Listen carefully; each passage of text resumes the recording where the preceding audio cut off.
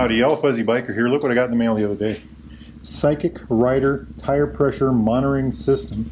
These are the kind where you have a reader that I'm going to mount up here somewhere, and then these little valve cover things, and they're little lock nuts that hold those on, and I'll put those in. I have the same exact system over here on my other Royal Enfield, and I hope they don't cross-read. Maybe this one's, oh there it is, comes to life. And that way you always know there's a motion sensor on there, so when the bike sits for a while it shuts itself off. When you shake the handlebars or start moving it turns back on. But my goal is, this bike is named Miles, and we're going to try to put 20 to 30,000 miles on it this year. And I want to have a tire pressure monitoring system because I want a long ride. I want to be able to know what my tire pressure is if I start having trouble or something like that. It comes with an extra set of batteries. Comes with a mounting system for the bar. It also comes with another mounting system. I used it on the other bike and it didn't work very well, so I'm going to use the bar mount system on this one for now. The reason I chose this particular system is one, it's waterproof, and I can also USB recharge it right there. And that's what I do on that bike. I've got a little battery that I keep charged and I just keep plugged in all the time.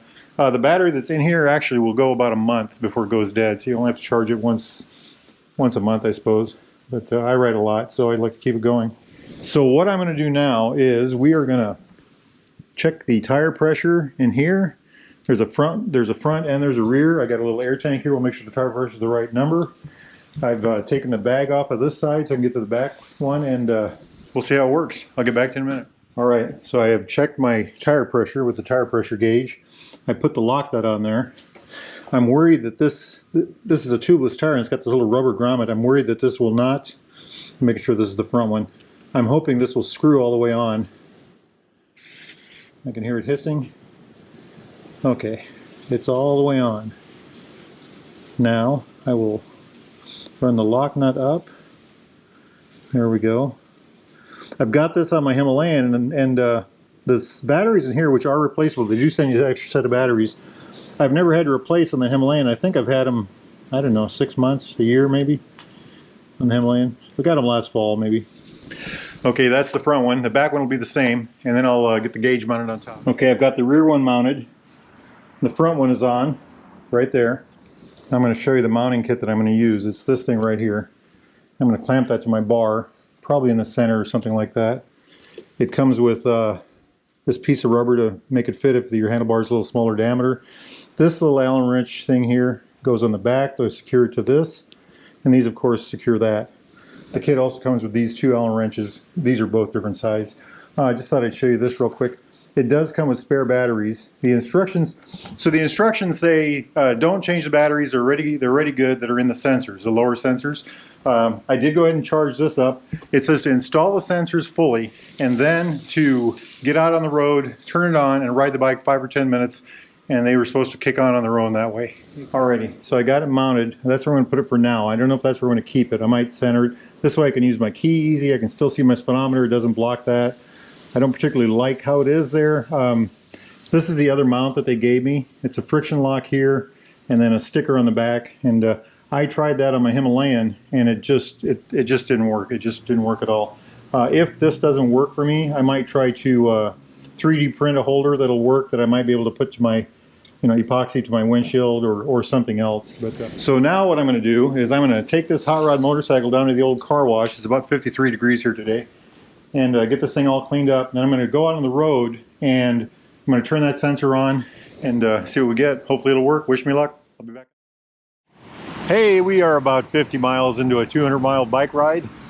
The old hot rod is working well. We're talking about the sensors here, so I want to go right to that. So I got it hooked up. Turned it on, nothing happened. As soon as I started driving down the driveway, came to life, showed the tire pressures. They're reading a little high right now, but that's because the tires are warm probably. But it was really cool. It just came right on, Something else about this unit is it came with a preset.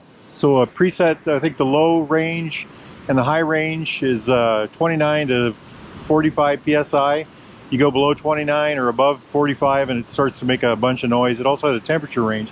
Now those are all preset from the factory. On my Himalayan, which I have, I'll run the front tire at 25 pounds every now and then. I actually had to change it. You can change it in the settings. There's a way to do that, and it works very well. Very clear. I'd like to put it somewhere else, but for now I'm okay with that. I can't really move it over. It hits right here, but anyway, I got this. So I got this at Amazon. What did I call it? Sykik or something like that. I'll put a picture of it here.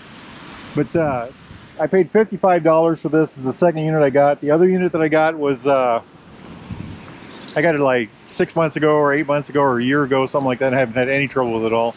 The batteries come pre-installed in the, see if we can spot the, right there, come pre-installed.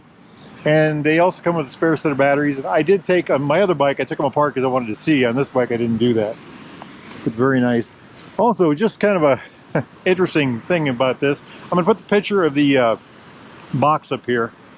And that box has a picture of a motorcycle. Now here's my motorcycle.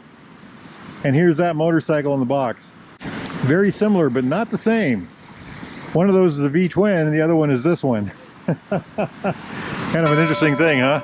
Anyway, we are in Redfield, Iowa. Check this out. Ice on the water there, the old dam right there. I've canoed this river all the way to, well, forever. Coming down this way, of course.